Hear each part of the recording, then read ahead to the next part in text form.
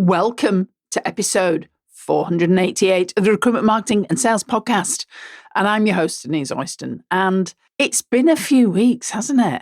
And I wanted to just share some of the things that have been going on. And one of the reasons why we took a break, I know we've moved house, but tell you a little bit more about that. And maybe give you some ideas and suggestions about how this might work for you too. So let's get into talking about the power of the pause.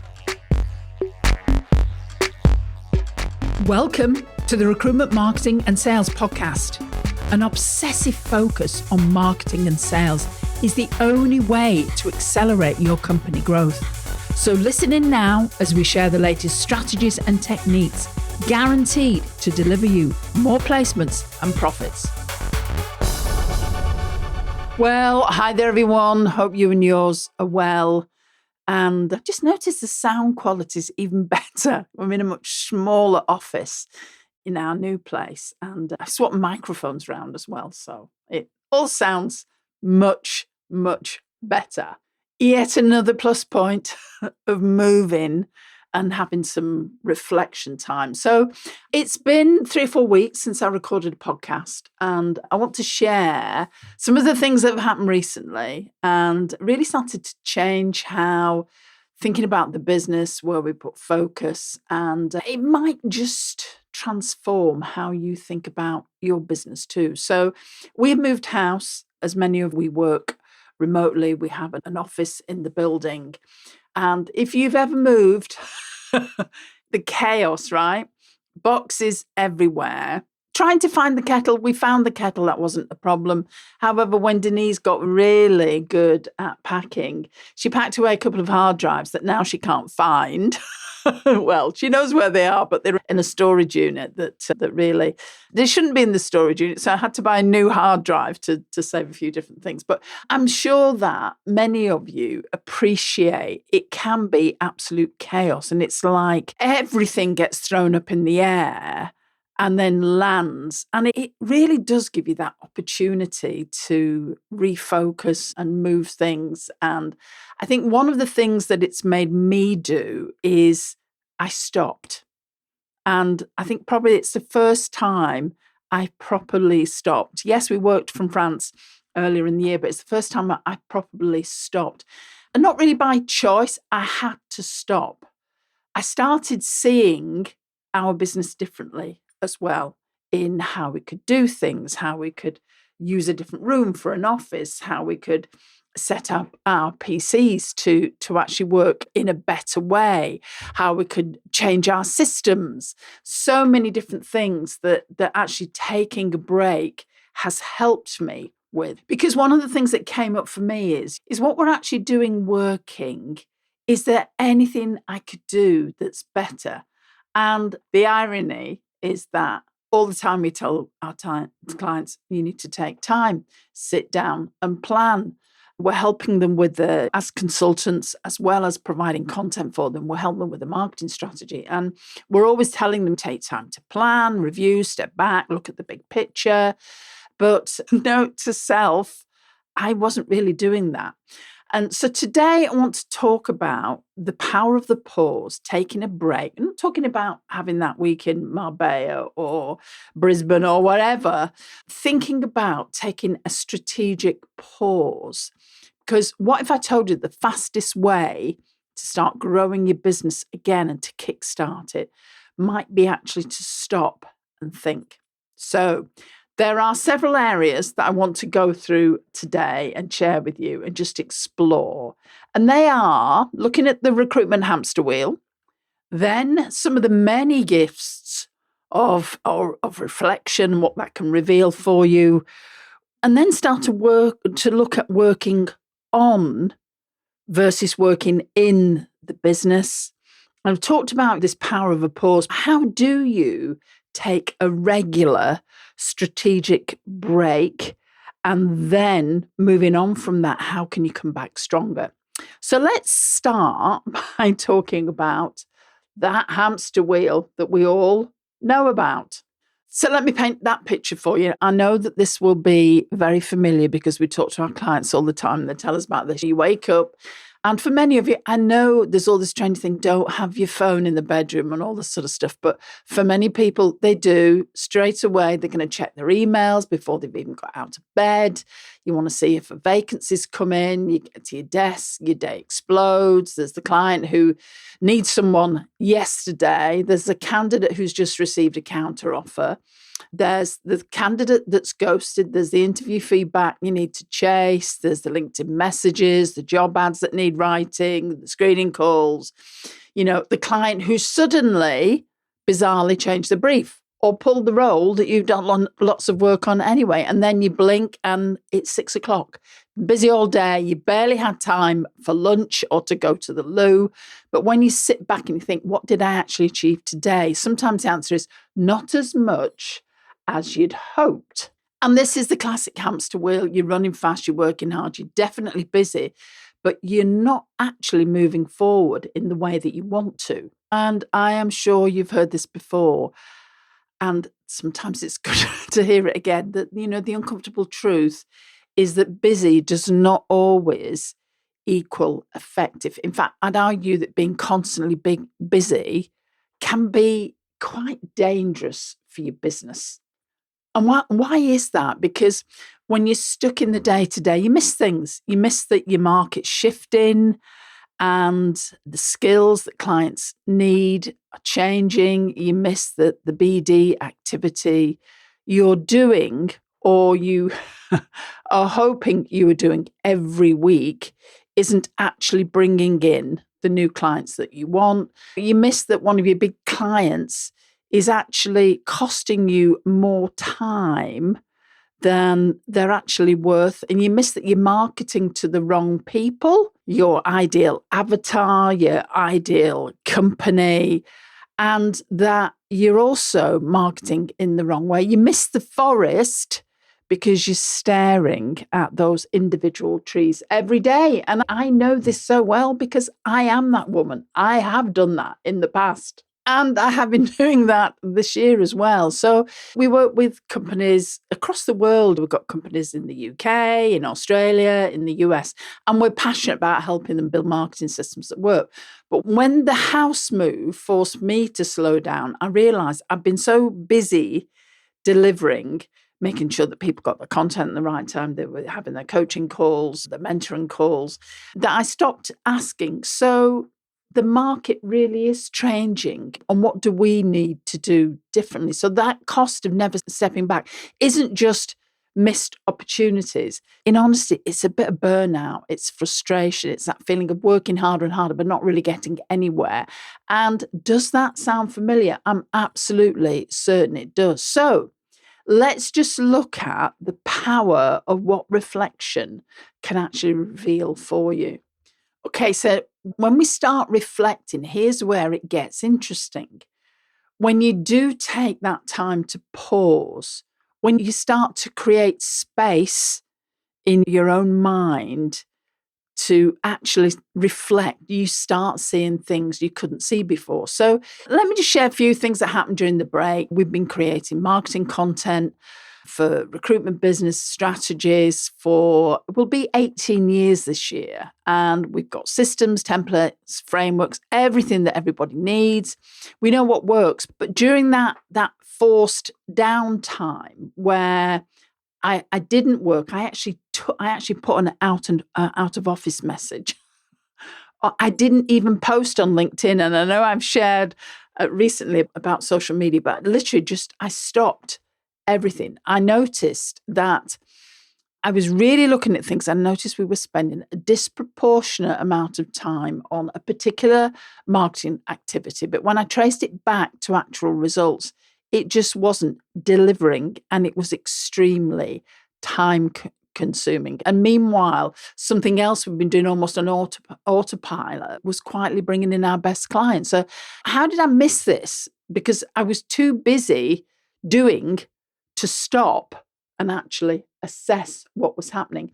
And I know I am fully aware that sometimes people don't want to stop because they don't want to look, because they're not sure about how to solve a problem. But until you actually look and analyze and look at the data, you can't actually solve any problem. And so I went back to basics, the good old 80-20 rule, the Pareto principle. That came up several times when we were moving. You look in your wardrobe and you think, I forgot I had that. I've never worn that. When did I buy that? And Sharon has to admit there were things with labels on in her. I'm a bit more sort of Lancashire. I buy it and I wear it straight away. Sharon just doesn't always do that. But when you start looking at your wardrobe, you realise that you only actually you've got all these clothes, but you only ever wear 20% of them. And this is a pattern that mirrors across all of our lives. And it particularly plays out in business. And it's classic. 20% of your clients probably generate 80% of your revenue. But do you know which ones they are? And I know for some of you, we're working with some people at the moment who they have realised they do not have enough clients. They are a little bit vulnerable. They've got possibly 4 or 5 really good clients. But if one of those clients goes, and God forbid if 2 of them do, they are up the creek without a paddle, as people often say in the UK. And that is something that is really important to work out. Who are your clients? Who are giving you the revenue that you want? And it's the same with marketing. 20% of your marketing efforts probably generate 80% of your leads. But which ones are you focusing on? And it might be, and we work with a lot of really experienced, fabulous recruiters that just don't get themselves out there. But it might be that your real competitive advantage actually is in a particular area with a particular sector or a particular type of role. But are you positioning yourself there? And taking a break, taking time to reflect really can reveal these patterns for you. So here's some questions that emerged for Sharon and I when we stepped back. And I suspect that they will resonate with you too. And the first one is, which clients are actually profitable? I'm not just talking about fees, but when it comes to your time. And I would always say from a profitability, who you actually like working with. We all have that client who pays well, but is so high maintenance that the hourly rate, it just isn't workable. It's that dread when you think, oh, I've got to work with this client again. And that can happen for all of us. And I'm wondering, is that happening for you? Let's look at marketing. Which marketing activities actually work? And are there several marketing activities that you just haven't started, you haven't quite got round to, that will work for posting on LinkedIn? Or do you just keep forgetting about it? Have you had the video equipment around you, the microphone, the camera, the lighting, and you just haven't bothered using the video medium on LinkedIn that could work so well for? Are your email campaigns? And it was funny, we have 2 or 3 different types of email campaigns that work like gangbusters for our clients. And just the other day, one of the clients says, I know what campaign you're going to tell me to use. I just haven't got around to doing it. And it's just sometimes just some things like that people forget about. Now, here's something that's important. What's changed in your market that you've missed? Now, we're about to run our Superfast Circle event next month, literally like 3 or 4 weeks' time. We're doing quite a bit on AI, but looking at it with a different lens. AI has changed the landscape. The lack of availability of really good candidates has changed as well. So the skills that candidates need are evolving. Hybrid working has changed. Have you adapted? Are you still recruiting like it was 2019? And we're moving into 2026 next year. So think about what have you maybe missed in the market. And fair enough, he's thinking, oh God, AI, I really don't know what to do with it.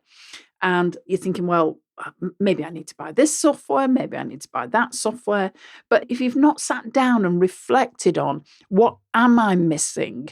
When did I last just have a conversation with a client without pitching to them?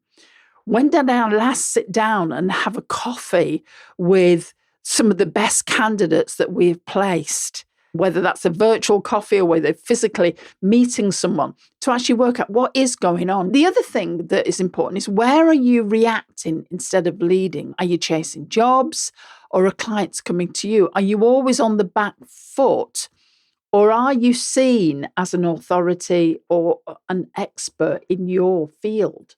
And during our reflections, many of you will know that we've been in business a long time. We've led teams, we've built teams, we've done all sorts of different things.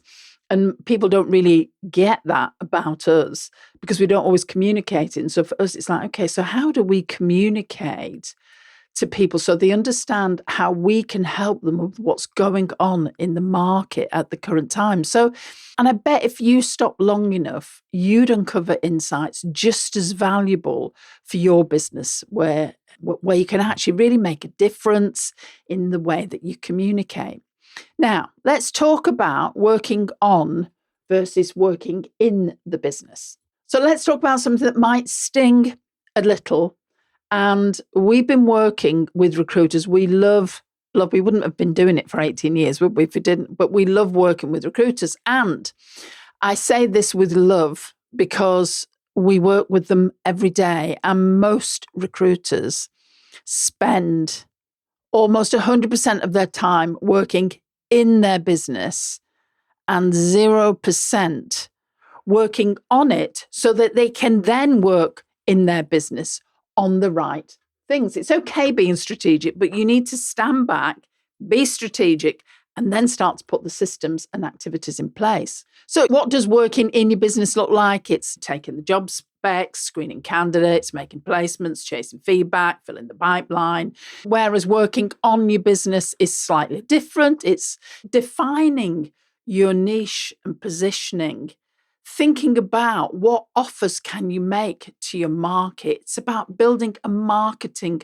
strategy, creating a system that works without you, planning which clients to target, asking, where do I want this business to be in 12 months, 24 months, 36 months? Here's the reality. If you only work in your business, you don't have a business. It's true. You have a job. You're a classic, and I call this, again, with love, it's the classic, you're self-employed, but you really just have a job. It's busy, it's stressful, and it's not what you wanted to do when you first started, was it, all those years, when you first launched your business.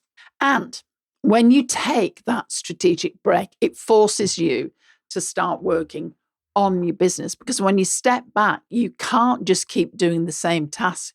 You have to think differently. So here's some questions that a strategic break will force you to confront. The first thing, because it's always about generating clients, and isn't it, and candidates, is, are your BD efforts targeting the right clients that's going to grow your business? Maybe you're focusing on big corporates because they have lots of roles, but actually your sweet spot is in startups or growing SMEs who need that trusted partner. Maybe you're spread too thin across sectors where you should be niching down. Several years ago, it was all about being really specific, just having one niche. And then, of course, COVID came along. There was the vulnerabilities. People started expanding the sectors that they had. And sometimes I think some people have gone too broad. And that's proven a challenge. So it's thinking about, do you need to niche back down again? Is my marketing consistent or is it reactive? Be honest. With many of our clients, the first thing that we do with them is we look at their LinkedIn profile, we looked at their presence, we look at their social media. Do you even remember to post consistently? Are you building brand awareness and actually communicating who you are and what you do? Or are you just hoping for referrals that they keep coming? Now, I love referrals. Please don't get me wrong. I'm very pro referrals. The trouble with referrals is they're not predictable. You really don't know. You can do a good job and people get referred to you, but that doesn't always happen, and you cannot predict your revenue through that. Speaking of the challenges that we discuss on this podcast around attracting the clients that you want and the candidates to fill the roles that you get, It's a competitive market, and Sharon and I have taken some time away from the business to actually put together something that will help you figure out exactly where you stand with your marketing right now. Now, we've created a quick assessment specifically for recruitment search and staffing business owners just like you, and it's designed to help you identify whether you're effectively attracting both clients and candidates with your current marketing approach, or if there are some gaps that you need to address. Now, this quiz will just take a few minutes, and it'll give you a picture of where your marketing is working and where it might be falling short. Because to be honest, in a market where 87% of companies are struggling with skills gaps and candidates are ghosting left, right, and centre, your marketing really does need to be spot on. And when you've taken this assessment, we will email you your personalised PDF. So it's personalised to you and it's related to the scores that you achieve and where you fit in a ranking. And what we know works when people are low on one score or high on another. And I think you'll find that incredibly useful too. So if you want to know and find out about your marketing, how it stacks up, then go to superfastrecruitment.co.uk/scorecard, and that will take you to a page, put your name and email address in there, and then you'll go straight into the quiz. And again, it only takes a few minutes. Trust me, it's worth the time, especially if you feel like you're not achieving the results that you want currently with the market the way that it is, and you really want to assess where you are so you can make some changes. So let's get back to that podcast. Many people have a different definition of marketing. We see it all the time. We'll talk to somebody and they'll say, well, marketing hasn't worked for me. But when we actually dig deeper, they've never actually done any marketing. And it's really interesting that we have our scorecard, which if you've not done it, go to superfastrecruitment.co.uk/scorecard. And we've had some people that haven't completed the scorecard and they've stopped in the first 2 or 3 questions, because it's like we're asking people to think on this scorecard to help assess where they are and what's happening for them. It's like drawing that line in the sand to say, so exactly where am I? What is it that I need to do differently? And for many, it's like asking yourself that question, is this just a job? What do I actually want? Is this a lifestyle business that I want? And there's nothing wrong with that if that's what you want to do, but just be clear on it. Or are you building a business? Could your business run without you for a week? Do you have processes, systems? Have you got any form of brand identity? Or is anything dependent on you personally picking up the phone all the time? Let me share an example. A client of ours, its name's changed. Let's just call him Andrew, tech recruiter, great guy, excellent at building relationships. But when we first met him, he was working anywhere between 60 and 90-hour weeks, felt like he was barely keeping up. And we asked him to take a strategic Friday afternoon, where just one afternoon to map out where his revenue was actually coming from. And it turns out that one client he'd been chasing for 2 years had given him exactly 2 placements. Meanwhile, a smaller client he'd almost overlooked had given him 12. And he'd been so busy doing the work that he'd never stopped to see which actually was worth doing, which client was worth chasing. After that, Andy shifted his focus. 6 months later, his revenue was up by over 25% and he was working fewer hours, not because he worked harder, but because he worked smarter. Now, I know that sounds so cliched. Yes, I know. And it really is true. And I would ask all of you to really start to consider, especially as we're coming to the end of one year and we're moving into the next. And I know many of you are listening to this podcast and think, yeah, that's all right, Denise, but I just don't have time. That sounds great. Can't just stop. Got placements to make, clients to serve, business to run. And I get it. But the good news is you don't have You don't have to move house where you're actually forced to take a break to actually do this. Let me show you how. So here's how to take a strategic break. Let's get practical, because I promise you, your business will not fall apart if you take time to think strategically. In fact, it will probably get stronger. Now, Sharon actually coaches some of our clients privately, one-to-one, and she really gets them to think. And the people that she's working with have had so many shifts in their business. It's shocked them. And that's because she gets them to really think and plan the time on the areas that are going to make a difference and a shift for them. And the truth is, you can be your own coach here. You can do this too by taking some time. So here's 3 ideas that might work for you. And the first one I call the quarterly CEO day.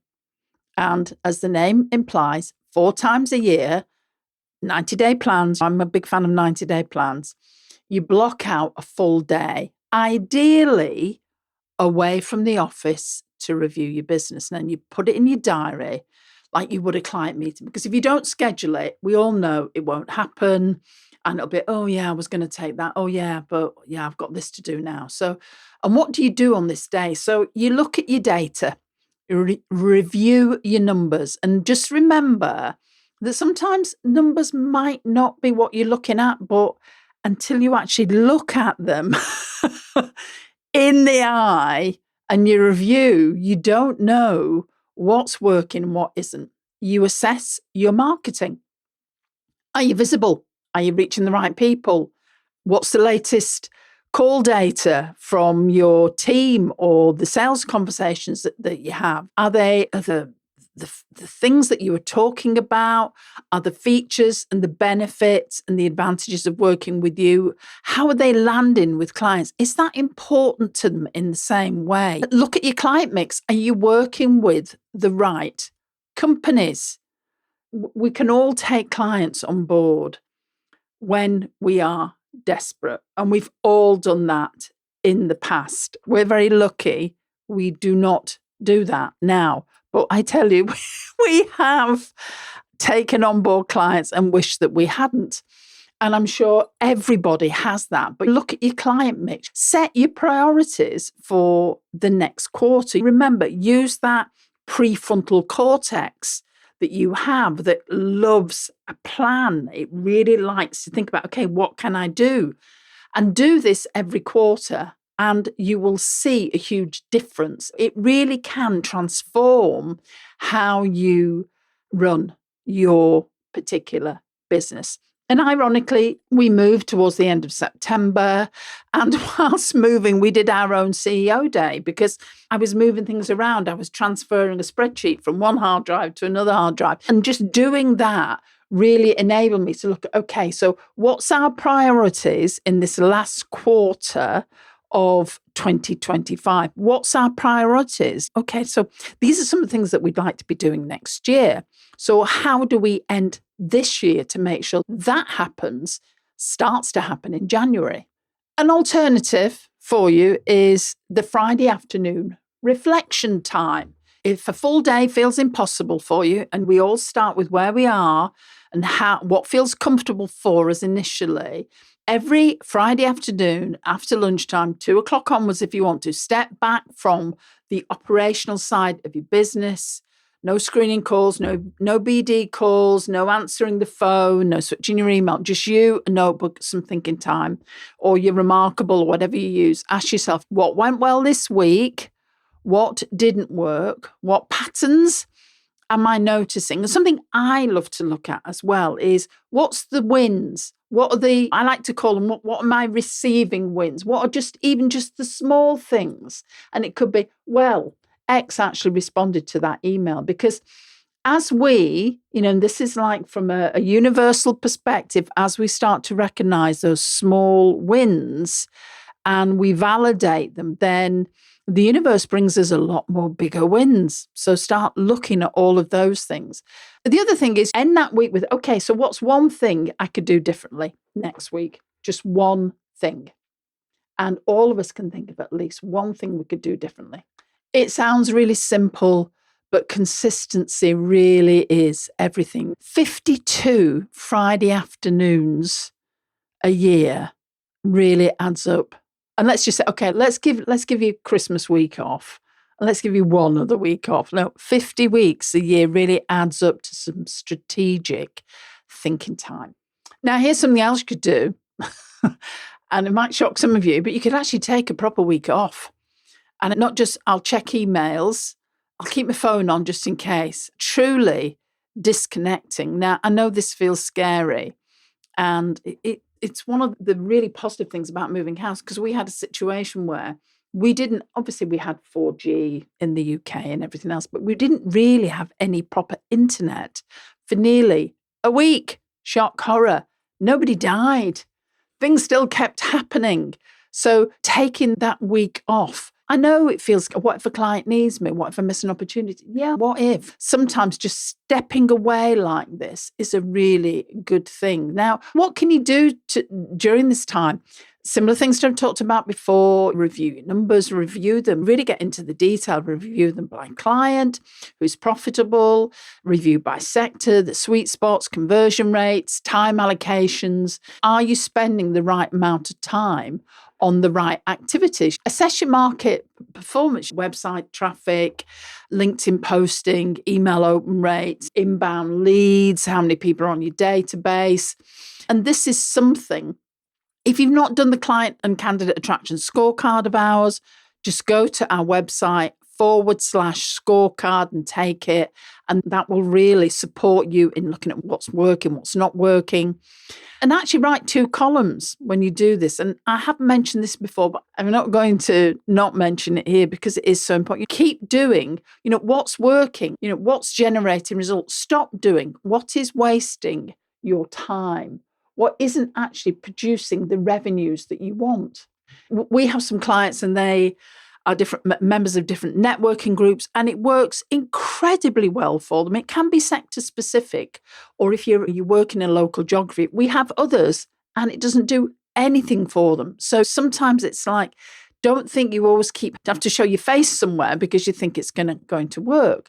And then it could be just look at identifying one key opportunity, not 10 opportunities. What's maybe the single biggest thing you could do in the next 90 days that would move your business forward? And it's a question we often ask our clients. And for many of them, it's just becoming more visible actually makes a difference. Just reminding their clients that they're there. The magic really isn't in the break itself. It's what you do with the insights that you gain. Those strategic pauses only work if you act on what you discover.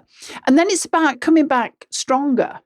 And here's what I've realized over the years, that clarity really is being clear on your business, what your goals are, who it is that you want to work. It really is a competitive advantage in a market where most recruiters are still running on the hamster wheel. They're just reacting to whatever comes at them. The recruiter, the recruitment business owner, the leader who stops to think strategically, they win. And why is that? It's because they're not just filling roles. They're building relationships with the right clients, because they're not just doing marketing. They're visible in the places where their ideal clients are looking, because they're not just busy, they're effective. They're doing tasks and actions, and that's making a difference that's actually working. So there's a whole thing, isn't there? The house break has changed things. It's made a real difference. We're living in a slightly different part of Cumbria, by the way, if you don't know. It's a huge county in the UK. We're living by the sea. It really has reshaped my thinking. And I've had to do that over the last few weeks. And it's helping me rethink, reshape, how can we support people moving forward? How can we support the recruitment community that is so key to us? and that we really want to support. How can we reshape what we do in the next 6 months? I'm clear on where we're focusing. I'm clear on who we're serving, how we're going to serve them, how we're going to communicate that better to our clients so that we cut out activities that aren't just creating noise, but we're doubling down what actually works. And here's the thing, I feel energized, not burnt out. And in honesty, I'm starting to feel a bit burnt out because I love to serve. I want to serve people. I'm an empath. I really want to help people. And I felt that we need to be doing things in a different way that we can help more people. And I feel energized. I'm not overwhelmed because I know where I'm going and why. And that's what a strategic pause can give you. Think about this. It's October. By the time that you listen to this podcast, we'll be in the second, third week of October. In 12 months, in a year, where do you want your business to be? Do you want more revenue? Do you want more clients? Do you want to work fewer hours but make more impact? Do you want to be known as the recruiter in your niche? Is that what's important to you? You can have all of that, but not by running faster on the same hamster wheel. It's just not going to work for you. Let's be honest, you've tried it before. And it hasn't worked, has it? So you can do it differently this time. So strategic recruiters beat busy ones every time. Okay, so here's what we suggest you do. First of all, ask yourself this question. When was the last time I took a proper pause to reflect on my business? Now, we're running an event for our Superfast Circle clients, and they take 2 days out of their business. They come and they listen to us and they listen to different speakers and they get time to work with the Superfast Circle network. It's a real difference for them. It's that they have that enforced pause to start reflecting. And if you don't have that opportunity to do something like that, then you need to create that time because you need time to pause and reflect. And second, schedule it. Right now, I mean it. When you come off this podcast, go onto your calendar and block time out. Maybe it's going to be a CEO day at the end of this month. Maybe it's a Friday afternoon for the next quarter. Maybe it's a proper week off in a few months. Just book it, because if you don't schedule it, we all know it won't happen.